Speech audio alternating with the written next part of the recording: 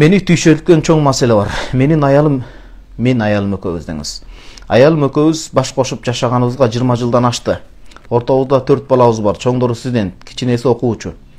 Өзүм ичпейм, чекпейм, намаз окуймун. Бир айдан бери жашоого болгон көз карашым өзгөрдү. Себеби жубайым өзүнөн чоң киши менен менин көзүмө чөп салып жүрүптүр. Башкача айтканда, перепискаларын кокусунан эле көрүп калдым. Телефонун текшерсем 2 айдан бери мамиле куруп жүрүшкөн экен. Башында көстең мойнун алышкан жок. Кийин далилдеп берген соң аялым мойнун алып, шайтан адаштырып, ушул жолго түшүп калдым деп жатат. Мен азыр далилдер менен экөөсүнүн тең шерменделерин чыгарып, туугандарын айтсамбы, же тиги кишинин өзүн жазаласамбы? Кудай жазалайт. Кудай жазалайт, шариятта самасут пенде жазалайм деп чегин өткөрүшү мүмкүн да, киши колду болуп өмүр бою түрмөдө өтүшүңүз мүмкүн. Кудай жазалайт. Кудай ар кимдин өзүнүн эсебин берет. Экөөсү тең аттуу баштуу кишилер мага кеңешиңиздер керек дейт. Бул маселени сиз шашпай, жети ойлоп, жети өлчөп, бир кесип кеңешесиз. Ортоңузда балаңыз бар экен, келинчегиңиз тообо кылып, окшош суроолор көп да келген. Келинчегиңиз өтө оор маселе, бирок келинчегиңиз чындап тообо кылып, балдар үчүн жашайлы деп, сиз кечире алсаңыз, анда адашкандын айыбы жок, кайтуу үйрүн тапкан соң өтө оор маселе, билебиз.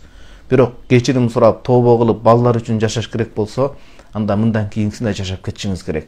Жок, ушуну менен жашообуз болбойт десе, анда абийирин антип айрандай төкпөй, Кудайым бардыгына күбө, анда талагыңызды беришиңиз керек. Бирок абийирин төгүп, эртең алда жашаш керек. Балким тообо кылып өкүнгөндүр. Тообо кылып өкүнгөн болсо, ал адамдын күнөөсүн мойнуна коюу жакшы иш эмес да. Анан ошол нерсеге эмне түрттү? Кыргыздын аялдары көбүнесе, көбүнчө жеңил ойлуу эмес. Балким сиз тараптан кемчилик кеткен жокпу? Өзүңүзгө бир карайсыз.